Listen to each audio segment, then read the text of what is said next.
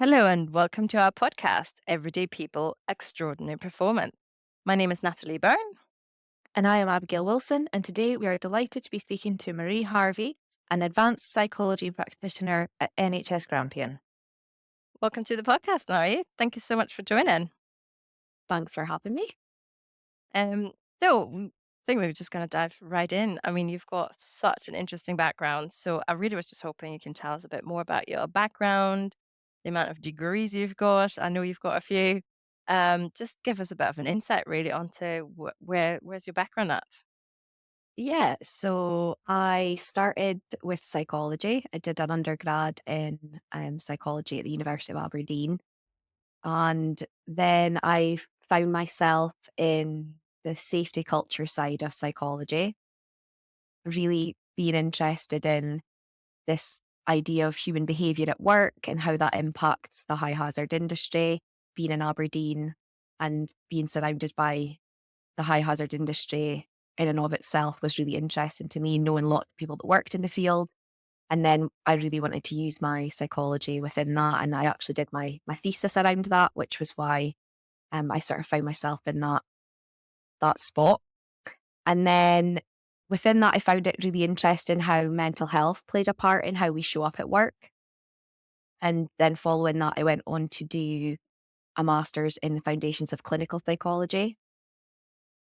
And then that wasn't enough. So then I ended up going and doing another master's. Yes, I'm insane in child and adolescent psychology and applied psychology. So I've been working as a child and adolescent applied psychologist in the NHS now for a few years. And yes, I just found it very interesting that switch between recognizing mental health within a clinical setting versus within the high hazard industry setting and how the two kind of are inextricably linked, really, how we show up at work and how we show up in our daily lives. And we spend so much of our time at work as well Mm. that it makes a lot of sense to recognize how we function on a day to day basis and our internal workings impact our behavior. Uh, and yeah, like I said, within the safety culture realm, that was something that always fascinated me. And you're doing something else now, are you not? Y- Yes, so I am away to start my doctorate. This is the last one, I swear. I'm away to start my doctorate the We'll end of this check in month. later. So four times. That's I'm never going back to university after that. But yeah, so I'll be working alongside doing my doctorate. So that's going to take Amazing. me 31 months. Not that I'm counting. And that will be really interesting because I'll be working with a whole range of different clinical populations that I haven't worked with previously. So that'll be good to recognize how I can use different therapeutic modalities and things moving forward. And yes, see where I end up after that. That's Uh, fascinating. I So mean, yeah, exciting. just being Yeah. able to go back to it full Yeah, time. I do feel very lucky. I think it's gonna be difficult, but all good things are. So Yeah. yes. Yeah. Well, you've got my admiration. I take my hat off to you because that's a lot of university. I was straight out of there as soon as I could be. So I really, yeah, take my hat off to you. So Come back to me in a few months' time. We yeah. might have a different conversation about my decision making skills. Mm. So I guess what interests you about organizational cultures and human factors? I think because predominantly I'm so fascinated by people and Yeah. human behavior in general. And then I think I was invested more in it because I knew so many people that did work in oil and gas in high hazard industries at the sharp end, Yeah. my brother being one of them. So it very much felt important to understand it. And then when I realized I could use my psychology within that field, it the two just really married together and it made sense for me to be as passionate as I was about it. Hmm. And then, yeah, I think just recognizing the impact that you can make on individual lives because we all want to feel and be safe at work. We all want to have a nice time at work. We all want to be able to go there and know that we can keep ourselves safe and we can help keep other people safe as well. So when the stakes are that high and it really is life or death, when we Mm. think about near misses, or we think about, unfortunately, when it's not been a near miss and disasters really have happened, it is crucial that we're able to really get into the psychology of things and pinpoint, why did someone make the decision that they did in the way that they did? And rather than moving towards, what we would have looked at potentially as blame culture, trying to move people towards this idea of being informed and having a no blame culture so people feel confident to report when they recognize there's a shortfall in maybe what they've done, or how a procedure has potentially led them down a particular path, or other pressures that might be coming into their job role, whether that's pressures from their personal life or whether that's pressures from their actual job. And again, you can split that, is that perceived pressures Uh-huh. or is that actual pressures as well? So just having that open communication and really being able to go into that kind of root cause analysis of things and lay it all out and really understand, how can we learn lessons. And I think that's really what life is about. It is about learning lessons. So for me, the two very much come together, and it's an opportunity to create really positive change for people. And that was always something that fascinated me. Mm. And I suppose it's also that kind of, or the fascination, I think, is probably also where it's almost that iceberg analogy. I know you've used that before, where it is about, you only see that little top of the iceberg probably on a day-to-day basis, but there's so much going on underneath for everyone and everyone daily lives. And that is influenced by so many different aspects, your personal life, your work life, whatever.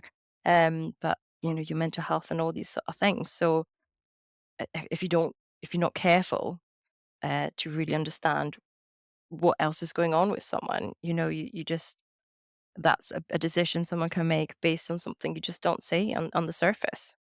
Exactly. I think it's really easy, isn't it, to forget that, we're not just cogs in a machine. We are all individual people with individual lives, individual values, dreams, ambitions, things that are important to us, and that all impact how we show up at work. And yeah, when we're thinking about safety culture in high hazard industries where the stakes are really high, it is really important that we understand what is underneath the iceberg, as you say, Natalie, because we'd only get to see, a really small proportion of that person's behavior.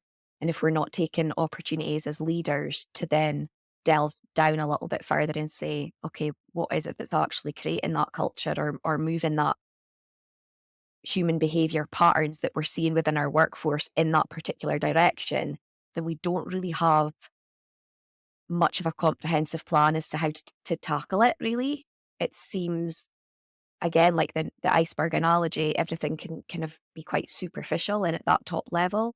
And yes, you can see slight changes and movements in the culture, but really you need to invest time and energy and sometimes money into getting down into the details of it to really see long lasting change, to recognize the value that their workforce will see in them paying attention to that as well. So that idea of felt leadership that we talk about, that needs to be set up in a way that is very much felt by the workforce. And I think if they see that leaders are taking the time to see them as real people and really care for their people, it kind of feeds back into that loop of, okay, I'm cared for at work. I'm able to recognize that I'm cared for at work. And then that means I care about work more, and I'm more inclined to then make positive changes, or do a bit of my own self reflection, or increase my own self awareness as to why I'm showing up in the way that I am and how I am interacting with colleagues the way that I am. So I think that leadership component is a massive part of how we shift culture. Mm. And you've got quite a bit of an interesting sort of aspect as well I want to mention, but I suppose with organizations to really show that care as well is to acknowledge and really have an emphasis actually on neurodiversity. and something that, is a lot of people, have neurodiversities, and it's recognizing that as well as an employer. So tell us a bit more. I know that you've been diagnosed with dyslexic when you were not just out of uni or something, wasn't it? Yeah, so it was in my mid-20s, so it was just as I finished uni, well, the first time, my undergraduate degree, and I was diagnosed with dyslexia, which was in many ways it made a lot of sense, but in any way it was also quite shocking because I had an idea in my head about what dyslexia was, and knowing other people in my life who are dyslexic and felt, although I knew my brain always worked differently, I always felt like that didn't really represent me, my understanding of what it was at that point. I didn't realize it was Mhm. very much a condition that impacts people in different ways. So, yeah, about 20% of the workforce in the UK are neurodiverse, Mhm. which I don't think a lot of people know. Right So, the on. Yeah. chances are you are working with someone who has neurodiversity of sorts. So, by neurodiverse, we mean conditions such as dyslexia, ADHD, of which you've got sort of three different subtypes, and then autism as well, autism spectrum condition. So the chances are we're all working with someone who can relate to one of those conditions, or at least knows someone in their family who has one of those conditions. And all it means is our brains are wired slightly differently. And you could argue everyone's brain is wired differently, but when we think about dyslexia, for example, it's a learning difference. So the way in which your brain picks up and processes information is different. And that can show up in different ways. For some people, it's, reading and writing is more of a difficulty for them, or a chore, or spelling's particularly difficult.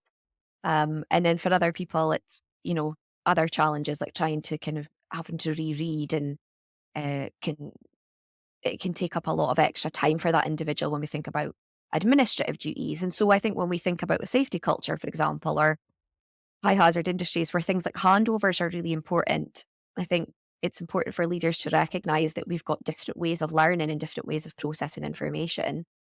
And in order for communication to be the best that it can be, which we know through so many root cause analysis studies that have been done over the years, that communication is always a massive finding for any near miss or accident that's an incident that's occurred.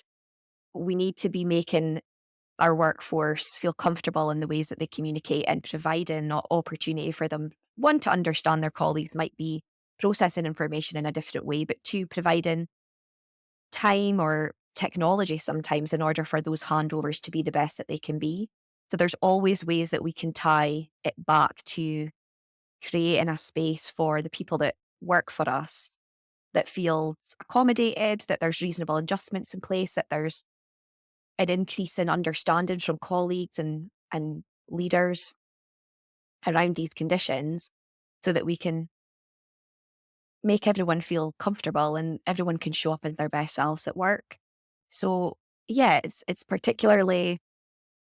something I'm particularly passionate about now, for someone who for many years didn't necessarily realize how much their dyslexia was actually impacting them, and how much harder I had to work, not only just to keep up, but to actually do better than neurotypical peers. And that is something I'm really keen on kind of advocating for moving forward as well, is that I'll bring in that awareness. And yeah, it's interesting. I guess could you go into a bit more detail? Like, what was your kind of coping strategies that meant you hadn't kind of got to a diagnosis earlier on in life, I guess? Yeah, so I remember being very young, and like I say, knowing that I was looking at my peers in primary thinking, why are you finding this so easy? And I got an extra, I got did get some extra help for a little while, and it seemed to kind of help me catch up. And then moving forward, in many ways, I was lucky that I was quite naturally conscientious, and I really did like learning. I loved learning actually.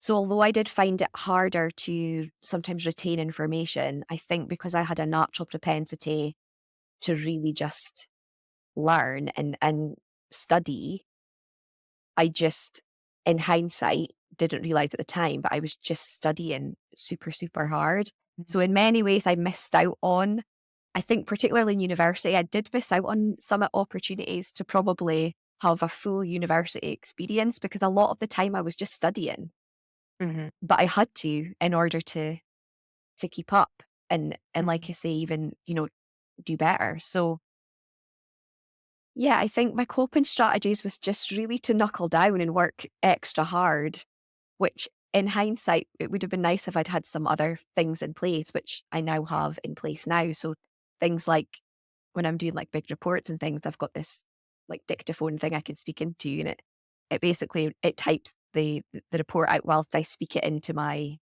laptop. Now, you could Mhm. argue lots of people would find that super helpful. And I think that's the great thing about these technologies. It's doesn't have to just be for neurodiverse people. There's lots of people that would benefit from that, even just from an efficiency point of view. And I think when we think about communication getting lost, yeah, that idea of having a verbal handover as well as a written handover is often really helpful. So these kind of things can allow you to kind of double up on that as well. It's nice to have the fallback, if you like, of, oh, I can go and listen to myself back again and know exactly what it was I was trying to get across, that kind of thing. So yeah, I think that kind of thing moving forward has been really helpful. There's lots of things that, depending on how the condition affects you, can help. So things like overlays over monitors and like colored overlays, I should say, which can help with reading, and that idea of kind of making the letters a bit bolder off the Mm. page or off the screen can make your reading a lot more seamless and efficient. And again, it impacts people in different ways. I think it's important to note though, just because someone is dyslexic doesn't mean they can't improve the skills or the areas that they maybe find are weaknesses or areas of improvement. It just means that your brain takes a little bit longer to get there.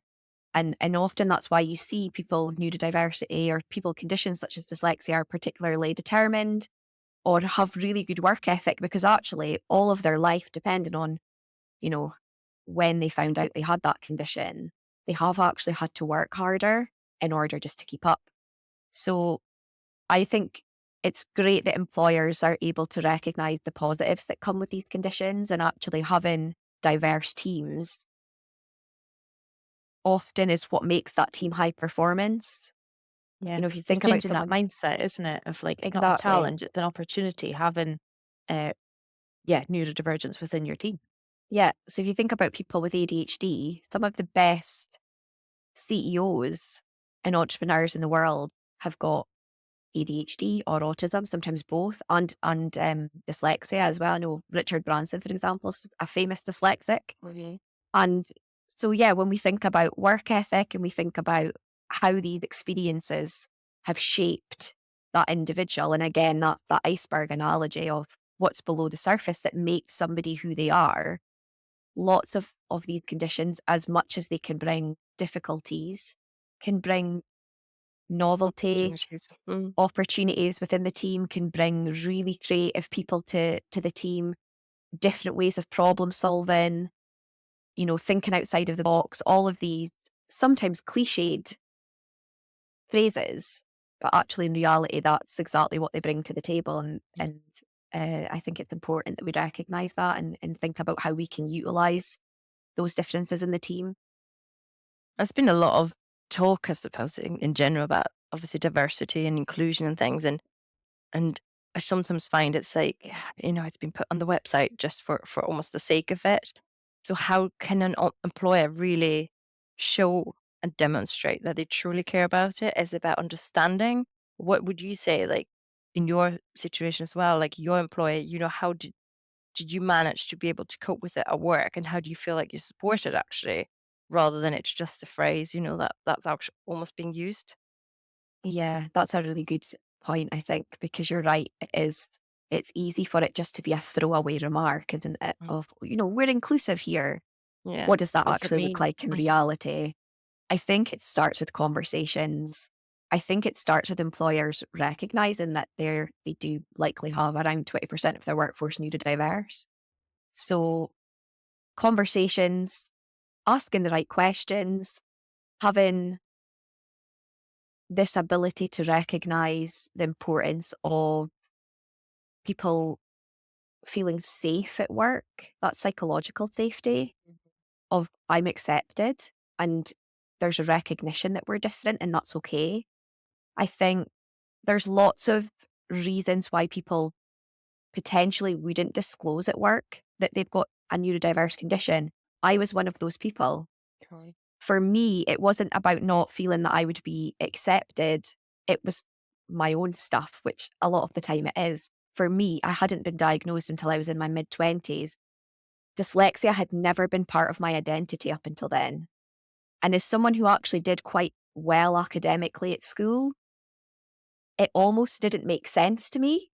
And I almost felt to begin with a bit of a fraud. Like, but how can I be dyslexic if I've Mhm. done really well academically? And I think that comes back to that stigma that is attached to neurodiversity of this must mean if someone has this condition that they can't succeed in a certain way or they can't be academic or and actually a lot of those stigmas are now through, I guess, this movement, if you like, of increased awareness and increased understanding in social media. People are starting to recognize those stigmas and a lot of the falsehoods I think that are attached to these conditions are kind of going by the wayside. And that's making it a lot easier for people to come forward and go, oh, actually, I have this condition and it might impact me at work. So I think there's not really one clear answer. It's more about all of these different pieces of the puzzle coming together and kind of moving society forward in a way. Mm. For me, it was about recognizing that there is help out there. There is, you can go through access to work, for example, do an online application and you can get funding to help you at work if you have a diagnosed condition that is impacting your ability to do your job in the most efficient and best way that you can. So there's lots of different ways that employers can get clued up around what is actually on offer to their employees and how that can benefit them because everything's a transaction, right? So we want to recognize employers realistically, time and money is, a lot of the time tight or at least monitored very strictly. So we want to go, well, what's in it for the employees and what's in it for the employers? Well, if we can get people turning up to work happier, feeling more secure, feeling more understood, and feeling like there's reasonable accommodations in place for them, that's going to benefit the employer. People are going to be more keen to go the extra mile and generally happier. And it's finding that balance, but also to really recognize there's so many opportunities within that as well, and that diverse thinking, that looking at things differently, and is this outside the box thinking. We all thrive for it. We all want it, really, in the end of the day, because that what makes you go ahead and do something different, and hopefully it'll work. Well, usually it does. So Mm. it's finding, I suppose, organizations need to find a way of truly embracing that neurodiversity or any kind of diversity, and really understanding how to make it psychological safe, Mhm. to be able for anyone to just stand up and say, yes, this is what we've got. And then, how can they then at work, how can they then make use of that kind of um in a positive way, and be open about it with their employers as well, to find those kind of opportunities that actually they are lying under that. I think I think there's two ways to go down that route as well. One is even, as early as someone just starting with a company, assuming that they might have a neurodiverse condition that needs to be accommodated for is a great question for people to ask. But then also having opportunities for people within the workforce that all potentially are already there who are comfortable sharing their condition to be advocates within that workforce. Because the best people to talk to are the people who live day to day with these conditions. They, again, might have a different experience from the person next to them who also has the same condition, which is often tricky because I guess we just assume if someone's got a diagnosis, their experiences are going to be very similar to someone who's got the exact same diagnosis, but we know it's not as simple as that. But I think just having that conversations and sort of expert by experience examples within the workforce can be very, very comforting to someone who's coming in and going, "Oh, actually, I know X who's really open about the fact that they're dyslexic. I'm going to go and have a chat with them and just ask, what kind of things is it you do that helps you at work? Or what kind of assistive technologies have you got or that are you aware of that can be useful?" Things like that. I think those conversations, it might be a 5-minute brief chat in your day, but can be really helpful in you recognizing, actually, I'm not the only one that's coming to work and feeling like there are things that I need to do different from other people in order for me to be the best version I can be. So I think employers have got a real duty actually to first of all recognize that this is the case, this is the reality. And then, like you say, Natalie, see it as a real benefit to the team. And actually they're only going to get benefits out of having those conversations and put in accommodations in place for people. And it's gonna It attract more neurodiverse people into teams as well, which yeah. again is Mhm. positive. And as you said before as well, if it actually helps you, it might actually help someone without dyslexia as well. It could be an efficiency piece as well, and it actually helps someone else. So it's having that Absolutely. awareness and understanding of this is Yeah, what there's you're trying there's to do. lots of there's an app called Pomo Focus. Have you heard of this? No. Oh. So you can get it on mobiles, you can Mhm. type it in Google, it'll come up, it's free. And it helps you kind of time block. Alright. So you can set it, you've got a particular task that you want to do, you don't want to be distracted, you want to block out that time in your diary. And it's so helpful.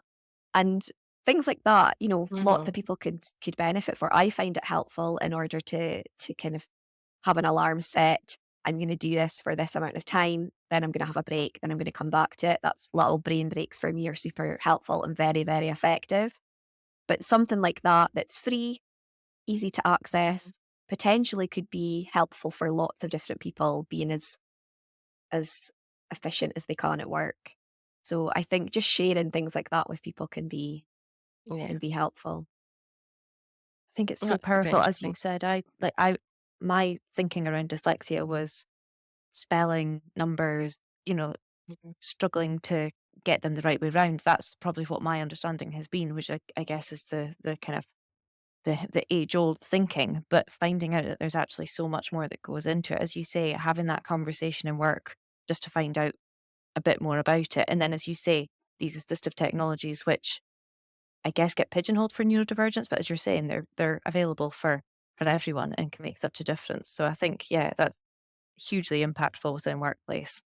Yeah. Yeah, you're so right, Abby. There's so many stigmas attached. And I think for a long time, less so now, but for a long time, people assumed if you were dyslexic that you were stupid. That Mm. years and years ago, that was Yeah.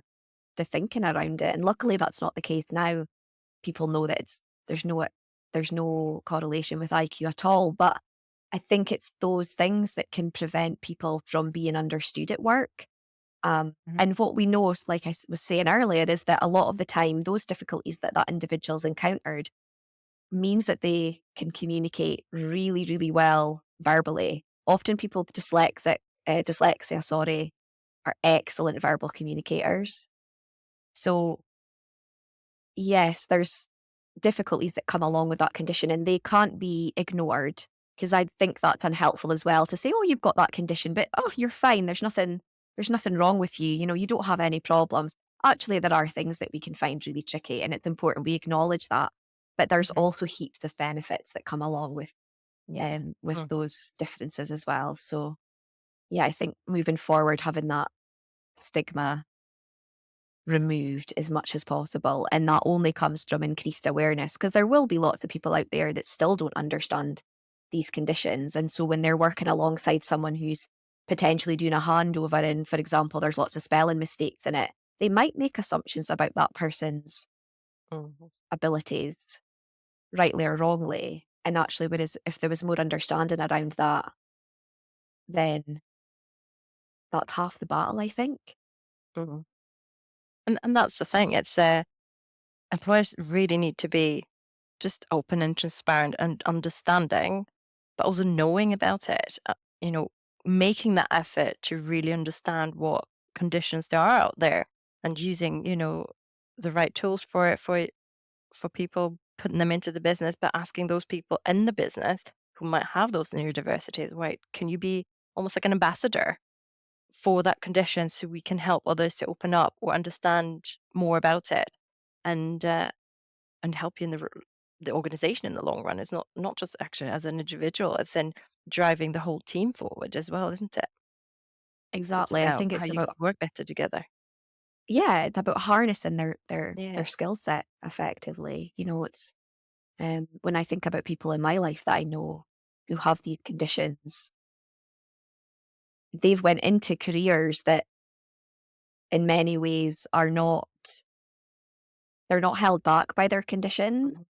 Mhm. They've went into really creative careers, or, they're engineers, or, you know, they're people who are using their skill set in a different way. So I think that's also part of it as well. And that's definitely in my role, with children and young people. It's about finding what they're passionate about. It's about finding what they're good at. It's about finding how can we harness your strengths and move you towards a job that you're going to fit into. And Mhm. all of these differences that you have are harnessed and used in a way that's helpful and makes you feel good about yourself. Like, we all want to come to work and feel like we're accomplishing something. And I think it's just about setting people up for that. Mm. On that, actually, your work now currently, what you're working with children and young people's mental health. Yes. How do you feel parents almost, of those children are actually supported by their work? Because again, that's like one of those, iceberg kind of analogies again, something probably under the surface, you might not take it to work or are not open about it, don't want to be open about it. Do you feel there's, you know, h- the parents that come to you with children, is it, how do you feel they are supported by their work? Have you come across any of that yet? I think it's massive, particularly since the pandemic, Yeah. because so many children at really vital stages missed out on so much social interaction Mm. and kind of formative experiences. And within that, we've also got lots of neurodiverse people, obviously, and children with neurodiverse conditions, and parents themselves who often don't recognize that they themselves are neurodiverse until their child presents as neurodiverse. And then you go through that assessment, and that parent goes, "Oh, this sounds really familiar. Mhm. Actually, this is my experiences or some of my experiences." So it can be real light bulb moments. Mm. And I think you're right. Employers, again, going back to that idea that we are people, we're showing up as people, we've got families, we've got friends, we've got life occurrences that are impacting our day to day cognitive capacity, our ability to show up, our ability to hold in mind everything that we need to do at work.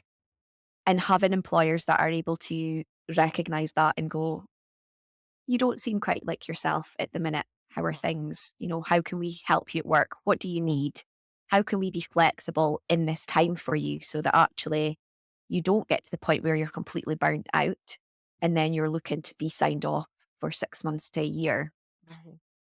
So again, it's about recognizing that transaction of, if we're proactive, and we talk about being a proactive culture a lot, don't we? In the safety culture realm, we want to be proactive as employers within this part of the field as well, and thinking around, how does that person need support at work because of potentially what's going on at home for them, if they've got, like you say, a child who's struggling in any way, and whether that's related to neurodiversity or not.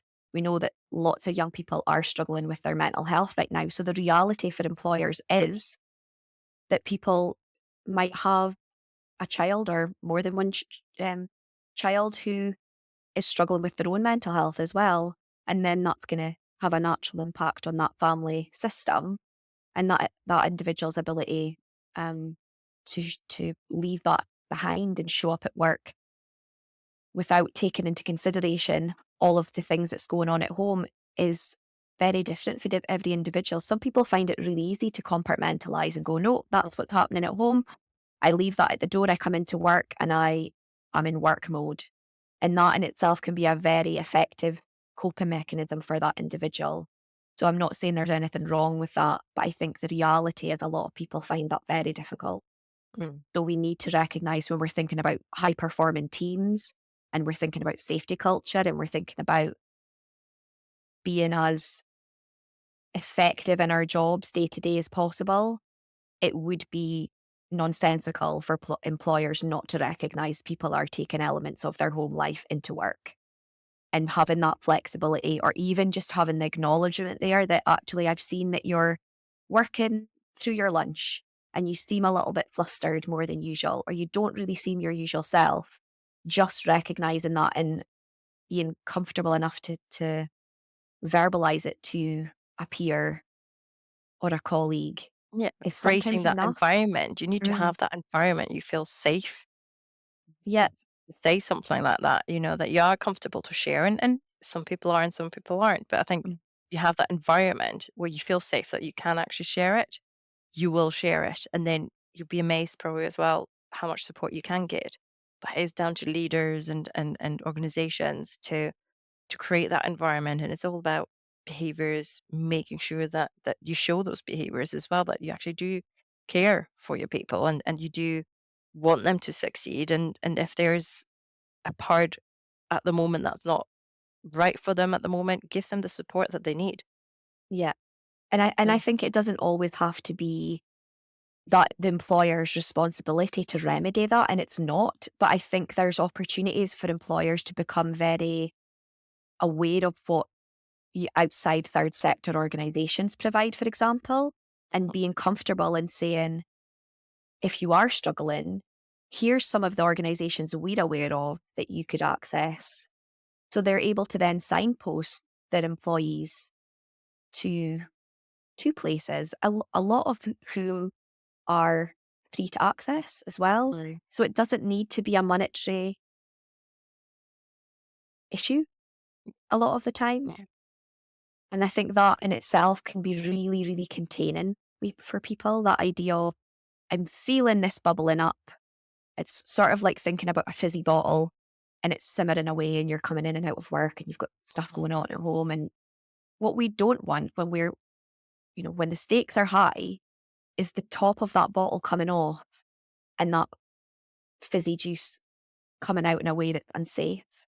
Mhm. So we want to be, again, being proactive and thinking, okay, yeah, there's stuff simmering there, but how can we put holes in the bottom of that bottle and let out some of that pressure for that individual? And yes, the individual had a responsibility to do that for themselves. We all do. We all need to try and keep ourselves on an even keel. But I do believe employers have a duty of care as well, because we spend a lot of our time at work and it needs to be a place where we can feel safe to be ourselves and access support, whether that's in-house or outside of that organization. In an ideal world, we would have, we'd have people, we'd have psychologists in every big corporation and company kind of providing support. But I think that's probably blue sky thinking. Oh, yeah, probably a little bit. But as you say as well, it's, quite a lot of these organizations have the power though to have sort of things in place that would support. But as well, if you actually do invest in your people and put that care in, you will get more out of them in the long run as well. They will be loyal. They will be wanting to succeed in the role in the end of the day as well. It's not that they choose to have, issues at the moment or underlying issues. If you give them that support, they will be grateful for it and they will be putting that extra effort almost in for you then as well as a thank you almost. So it's important to Absolutely. recognize It's that. it's that reciprocal nature that we look for in all of our connections, whether that's in our personal life or at work. And I think that idea of leaders being just available and there can't be underestimated, because you're right. If someone's going to show up for you, you're more likely to want to show up for them. And if you don't feel valued, you're probably not going to go that extra mile. And this is where we then see attrition rates being really high in companies as well, because people don't feel valued and then they think, I'm going to go somewhere else where I do feel understood and valued. So again, when we think back to the time and effort and energy and money that companies put into training people and bringing them up to speed on their company values and incorporating them into their teams, once we do that, we want to hold on to these people, particularly the ones that we know can do an exceptional job. And I think when we know that many of those people are neurodiverse, it makes sense to bring Oh, those elements together. I think, yeah, that's fascinating, and I think that's exactly to end this podcast, I would say, because that's, a massive takeaway. Yeah, So thank you so much, Mara. It's been fascinating. that's okay. Thank you. Anytime. I'll come back and see you after I've done this final Yes, final then we'll university wait for stint. which other doctorate you can do after that. Yeah, absolutely not. That'll be it. I swear. Um, Thank you so much for having me.